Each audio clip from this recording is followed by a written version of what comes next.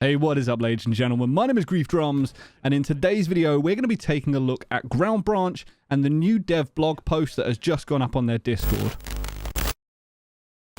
So for those of you that aren't aware, Ground Branch is a tactical shooter that's based in the ground roots of the original Rainbow Six and Ghost Recon series. It's trying to sort of reinvigorate what those games were, and personally what I have sorely been missing. It's a hell of a lot of fun. I genuinely have been having a lot of fun on this game. I actually put it down though because there hasn't been a massive amount of content recently, and that is kind of covered a little bit within this dev blog post. So what we're going to do is we're going to just have a very quick rundown. I'm not going to waste your time. We're not going to spend ages going through all of this, but we will break down the most important parts and what I think it's good to know about. So Intel update number 8 is going to be called Reinforcements. This dropped a little bit earlier on today on June the 11th.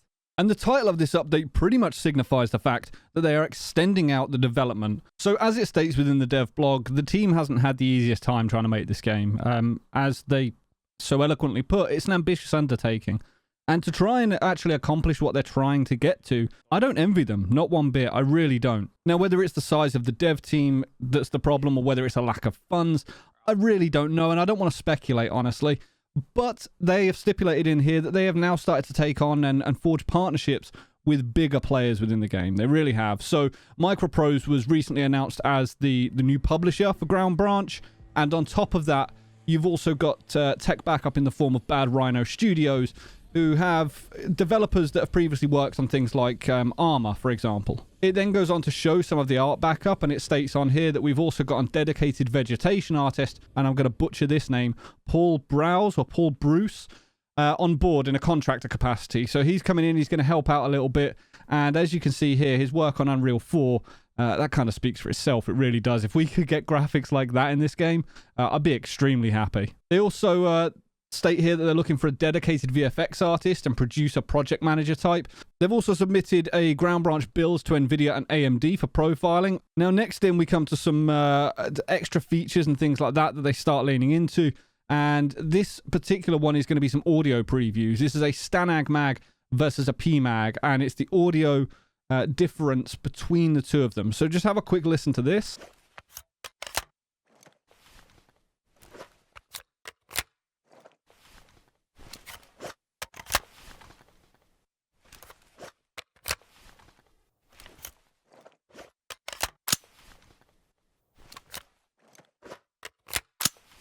And then on top of that, they've also gone ahead and showcased the new recoil. Now, the bounce, the way it previously worked, I kind of liked the fact that the recoil was punishing. I don't think people should be able to just run in and go full auto all the time. But at the same time as that, any operator that spent any time, in fact, anybody that spent any time shooting a rifle will be able to tell you that after a while, you can start to learn that recoil. And if you're playing as, Special Forces or SWAT or, any sort of trained person, the recoil is much more controllable than some games show. So I do like the look of this new recoil. I really do. I want to make sure that it's still a little bit unforgiving in certain circumstances. Certainly if you're moving, I would like to see it so that it's a lot harder to maintain that recoil. But I guess we'll see. The devs know what they're doing. So far, they've done a great job with the game. So I'm curious to see what they think about all of this and how they're going to push that. Next up in the dev blog are some assets. These are new helmets, new helmet covers, boots, NVG mounts, things like that. They look absolutely incredible on the screen. They really do. Unfortunately, it even goes on to state this. As soon as I saw it, I thought they look amazing, but they're going to look like that in the game? They're probably not. And the reason they're probably not going to look this good is the fact that whenever these kind of screenshots are taken, they are always done with rendering tools, with incredible lighting and stuff like that. And the lighting doesn't always translate across to the game in the same capacity, which is unfortunate. I still think they will look really cool inside of the game. They probably won't look. In fact, I've just read it there. It says below exactly what I've just said. They'll still look pretty good and certainly better than the assets they'll be replacing. So take it with a pinch of salt. They look incredible. They really do. I've never really understood why the lighting from the rendering tools, there's got to be some sort of limitation, but I really wish that games presented this kind of look. I really do. Maybe one day. Now, next up is the real meat of this dev blog. This is the part that I really got excited about when I saw it, and I'm going to go ahead and explain why. They state here that in the level design department, Will has put some work on the night lighting and skybox for the still untitled compound map. So we actually get a couple of screenshots here from the compound. It looks very sort of, it looks kind of Middle Eastern, honestly. Not like right out in the sticks, but certainly it looks like sort of that kind of a feel with the jugs and stuff like that you can see down there. Okay, so this is Grief in the Future. I actually recorded this video, and then as I scrolled down, I noticed that I missed something.